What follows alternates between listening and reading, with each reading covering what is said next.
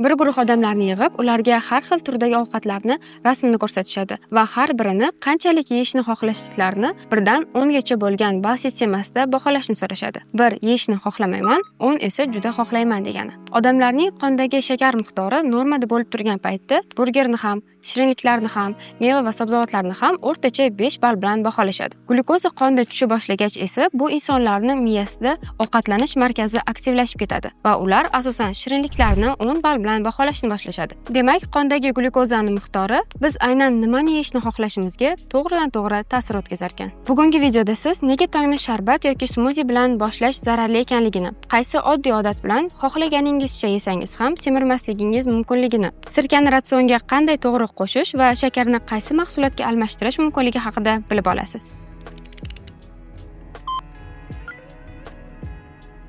Bu videoni boshlashdan oldin, agar shakar haqida to'liqroq ma'lumotga ega bo'lishni xohlasangiz, bizni oldingi videomizni ko'rishingizni tavsiya qilgan bo'lardim. Ideal holatda shakarni butunlay ratsiondan chiqarib tashlash kerak, lekin bu katta iroda talab qiladi. Ayniqsa siz ovqat o'rniga ham 3 mahal shirinlik yeb yuradigan inson bo'lsangiz. Shuning uchun ham bugungi videoda shakardan butunlay voz keching deb aytmaymiz, balki iste'mol qilayotgan shakarni kamaytirgan holda qondagi glyukozani to'g'ri kontrol qilishni o'rganamiz. Kunni qay tarzda nonushtaga nimalar yeb boshlashimiz kun davomida qondagi glyukozani qanaqa bo'lishiga ta'sir qiladi. Ertalabdan kunni shirinlik bilan boshlash o'sha kunni ishtahani kuchayib ketishiga olib keladi. Shuning uchun ham iloji boricha nonushtaga oqsilga va foydali yog'larga boy mahsulotlarni iste'mol qilishga harakat qiling va kun davomida o'zingizni ancha yaxshi his qilishni boshlaysiz.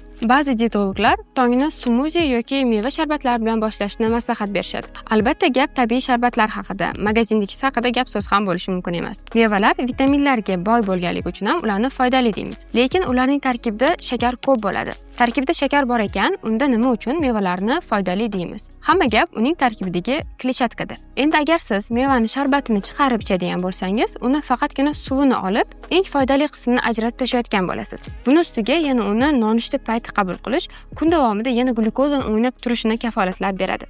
Shuning uchun ham meva sharbatlari nonushta uchun yaxshi tanlov emas. Amerika kardiologlar assotsiatsiyasi erkaklar uchun kunlik maksimum shakar dozasini 36 gram, ya'ni 9 choy qoshiq, ayollar uchun esa 25 gram, ya'ni 6 choy qoshiqdan oshmasligi kerak deb maslahat beradi. Albatta, bundan kam shakar iste'mol qilish yoki umuman iste'mol qilmasligingiz ham mumkin. Maslahat qilib ko'rsatilgan bu raqamlar shakarning eng yuqori limit hisoblanadi. Bu degani, agar shakar miqdori bundan oshib ketadigan bo'lsa, kasalliklar kelib chiqish riski ham juda baland bo'ladi. Bir ilmiy ish qilingan. Unga ko'ra, siz yeyotgan ovqatlaringizni miqdorini o'zgartirmasdan turib, shunchaki ularning ketma-ketligi o'zgartirilgan va birgina shu ish bilan qondagi glyukozani 75% ga kamaytira olishgan. Agar siz ham shu ketma-ketlikka rioya qilsangiz, hattoki shirinlik yesangiz ham qondagi glyukoza juda tezlik bilan va juda yuqoriga oshib ketmaydi. Demak, ketma-ketlik quyidagicha. Birinchi o'rinda sabzavotlar va ko'katlarga boy salat. Salat yeyish haqida ko'p eshitgan bo'lsangiz kerak. Lekin aynan nima sababdan salatlar foydali ekanligini sizga kimdir tushuntirib berganmi? Pishirilmagan, ya'ni xom mahsulotlardan va ko'katlardan tayyorlangan salat kletchatkaga boy bo'lib, kletchatkalar sekin hazm bo'ladigan mahsulotlar hisoblanadi. Uni iste'mol qilishingiz bilan ichaklar devorida to'r, ya'ni setka hosil qiladi va bu bilan undan keyin yeyiladigan har qanaqa taomning qonga so'rilishini sekinlashtirib beradi. Bu orqali qondagi glyukoza shiddat bilan katta tezlikda oshishini oldini oladi. Natijada qonda stabil glyukoza miqdoriga, qorinni sekinroq ochishiga ega bo'lasiz va birdaniga nimadirlar yeyishni xohlash hislaridan xalos bo'lasiz. Salatdan so'ng ikkinchi o'rinda protein, ya'ni oqsil va yog'lar yeyishimiz kerak va eng oxirida uchinchi o'rinda kraxmalga boy mahsulotlar, ya'ni shirinliklar yeyishimiz mumkin. Shirinlik deganda barcha shirin ta'mli mahsulotlar nazarda tutiladi. Masalan, siz yeyotgan shirin mevangiz ham bir desert o'rnida o'tishi mumkin. Shundan ko'rinib turibdiki, agar qandaydir shirinlik yeyishni xohlasangiz, uni asosiy ovqatlar orasida perikus sifatida emas, balki ovqatdan so'ng desert sifatida yeyish organizmimizga kamroq zarar yetkazar ekan. Albatta, bu yo'l bilan tonnalab shirinlik yesam bo'lar ekan deb o'ylamang. Hamma narsa me'yorda yaxshi. Uksus, ya'ni sirka ichish qanchalik to'g'ri va uksusni o'zi qanaqa qilib to'g'ri ichish mumkin?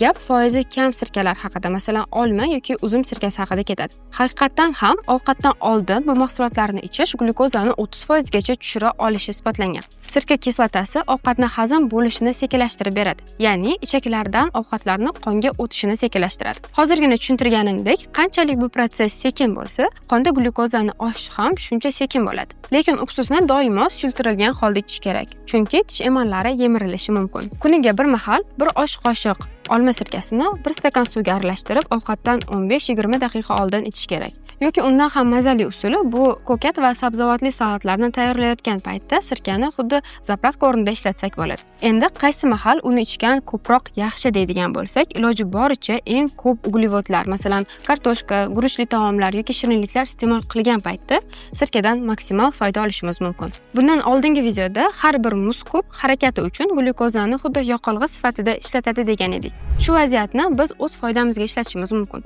Ovqatlangandan keyin 10 minut davomida nimadir harakat qilishingiz kerak. Masalan, qanaqadir mashq qilishingiz mumkin. Agar bunga erinadigan bo'lsangiz, yengilroq narsalar, masalan, qo'lingizni turib aylanib kelishingiz yoki chiqindilarni borib to'kib kelishingiz, xonani yig'ishtirishingiz yoki bo'lmasam uy hayvoningiz bilan o'ynashingiz mumkin. Muhimi, aktiv holatda muskullarimiz ishlashi kerak. Hozirgina yegan ovqatingiz asta-sekinlik bilan qonga so'rilib, qondagi glyukoza oshishni boshlayotgan paytda siz bu glyukozani muskullar harakatiga sarflab yuborasiz.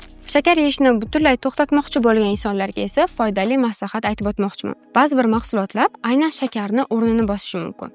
Ular mevalar va yong'oqlar. Mevalar kletchatka va vitaminlarga boy foydali mahsulotlar. Bu haqida tepada gaplashdik. Yong'oqlarchi? Ularning tarkibida magniy, mis, kaliy, selen kabi minerallar, K va E vitaminlari, bundan tashqari foydali yog'lar va kletchatkalar saqlaydi. Masalan, agar siz doimo shokolad yegingiz kelsa, bu organizmda magniy yetishmayotganligini belgisi bo'lishi mumkin. Yong'oq tarkibi esa magniyga boy, ya'ni siz bemalol istalgan turdagi yong'oqlardan, masalan, yer yong'oq, bodom, xanop pista, hatto qovoq danaklardan ham shakar yeyishni to'xtatishda foydalansangiz bo'ladi. Bu layfhakni albatta sinab ko'ring va natijalarni kommentariyalarda yozib qoldiring. Aynan sizning kommentingiz kimgadir motivatsiya bo'lishi mumkin. Hozir sizni hech qanday kasallik bezovta qilmayotgan bo'lsa, 10 yildan keyin ham hozirgidek sog'lom tanam bo'ladi deb o'ylamang. Qariganda yuzaga keladigan kasalliklarni nisbatan bo'lsa ham kamaytirish, hayot sifatini yaxshi saqlab qolish siz hozirda qanday hayot tarzini tanlayotganingizga bevosita bog'liq. Siz bilan doktor Iroda Baxtiyorovna bo'ldi. Salomat bo'ling.